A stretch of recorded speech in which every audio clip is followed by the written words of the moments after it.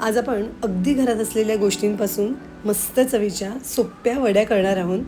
वड्यांचं प्रमाण अगदी परफेक्ट आहे, त्यामुळे या प्रमाणात तुम्ही वड्या केल्या की तुमच्याही वड्या अशा परफेक्ट होतील. पाक वगैरे न करता गूळ घालून सोप्या पद्धतीने या वड्या केलेल्या आहेत, त्यामुळे करायला एकदम सोप्या आहेत. श्रावणात किंवा गौरी गणपतीला आपण काही ना काही गोडधोड करून ठेवतो, त्यावेळेला तुम्ही या वड्या नक्की करू शकता. हाय, मी स्मिता. मस्तिकी पक्षामध्ये तुम्हा सगळ्यांचं खूप स्वागत आहे. आज आपण एकदम हेल्दी वड्या करणार आहोत. वड्या करायला एकदम सोप्या आहेत, कोणालाही करता येतील आणि एकदम हेल्दी आहेत, चवीलाही खूप छान लागतात, त्यामुळे वड्या नक्की करून बघा. तर या वड्या करण्यासाठी गॅसवर मी एक जाड बुडाची कढई ठेवली आहे. यामध्ये 1 कपभर गव्हाचं पीठ घातलं आहे, 1 कपभर बेसन घातलेलं आहे आणि यामध्येच अर्धा कप रवा घालते. आता गॅसची फ्लेम लो ठेवून या तिन्ही गोष्टी आपण मंद गॅसवर थोडासा सुगंध येईपर्यंत 7-8 मिनिट कोरड्याच भाजून घेऊया. असं सुरुवातीला थोडं कोरडं भाजून घेतलं की भाजायलाही सोपं जातं आणि जास्त तुपाचा वापर होत नाही. तर साधारण 7-8 मिनिट मी असंच कोरडं भाजून झाल्यावर आता यामध्ये मी तूप घालते. इथे मी पाऊण वाटी तूप घेतलं आहे, त्यातलं 2 चमचे तूप मी बाजूला ठेवते, जी मी नंतर वापरणार आहे. आता या तुपामध्ये आपण रवा, बेसन आणि गव्हाचं पीठ अगदी छान खमंग भाजून घेणार आहोत.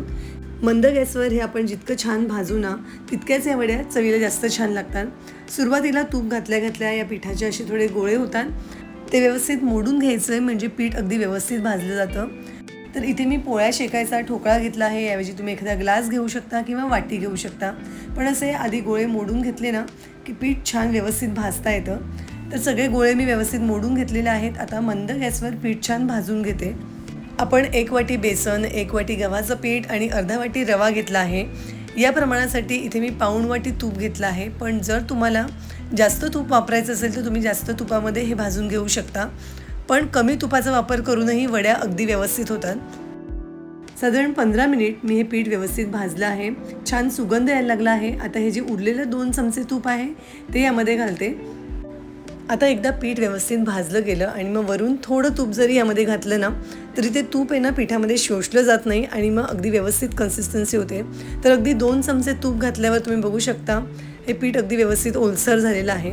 आता पिठाचा थोडा रंग बदलेपर्यंत आणि तूप सुटेपर्यंत आपल्याला हे भाजून घ्यायचं आहे. या वड्या करताना फक्त पीठ व्यवस्थित भाजणं हे एवढंच कष्टाचं आणि पेशन्सचं काम आहे, पण एकदा का हे छान भाजलं गेलं की वड्या अगदी उत्तम होतात. तर अजून 5-7 मिनिट भाजल्यावर याला आता हळूहळू तूप सुटायला लागलं आहे. यामध्ये मी आता अर्धी वाटी किसलेलं सुकं खोबरं आणि 1 चमचाभर खसखस घातली आहे. खोबरं घातल्यामुळे वड्या चवीला छान लागतात आणि थोडी खसखस घातल्यामुळे मस्त खमंगपणा यायला येतो.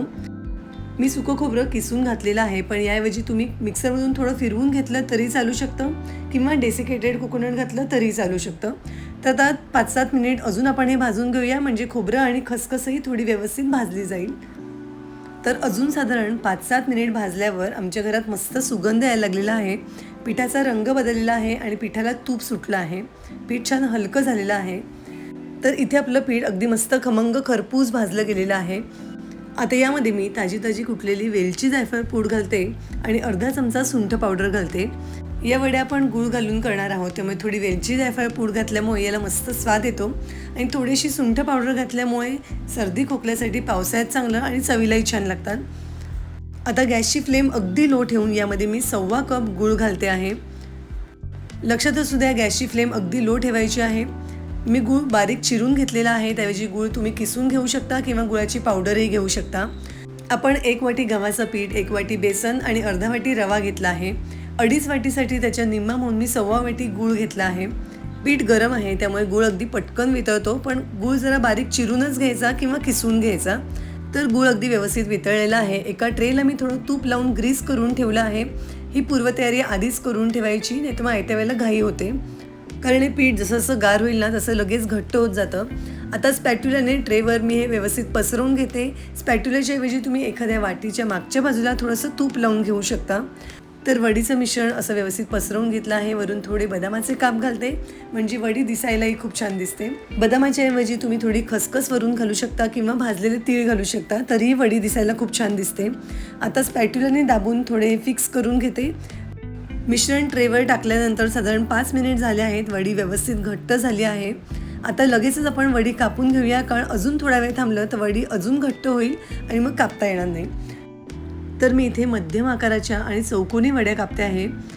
त्याऐवजी तुम्ही डायमंड शेपमध्ये काजू कतलीसारख्याही वड्या कापून घेऊ शकता. तर इथे मी सगळ्या वड्या कापून घेतलेल्या आहेत. 1 तास या वड्या अशाच सेट होऊ देऊया. तर साधारण 1 तासाने मी तुम्हाला दाखवते आहे. वड्या अगदी परफेक्ट सेट झालेल्या आहेत. या कडेच्या थोड्याशा ओबडधोबड असलेल्या वड्या मी काढून घेते. तर तुम्ही बघू शकता वड्या अगदी परफेक्ट सेट झालेल्या आहेत. या वड्यांमध्ये आपण गुळाचा पाक वगैरे अजिबात करत नाही आहे, त्यामुळे वड्या चुकायचा अजिबात प्रश्न येत नाही.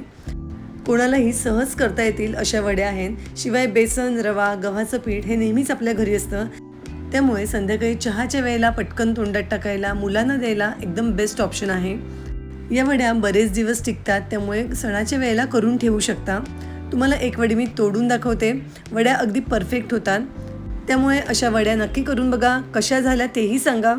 व्हिडिओ आवडला असेल तर व्हिडिओला लाईक नक्की करा. व्हिडिओ आपल्या मित्रमैत्रिणींसोबत नक्की शेअर करा. पुन्हा भेटू अशाच एका मस्त हेल्दी रेसिपीसह. धन्यवाद.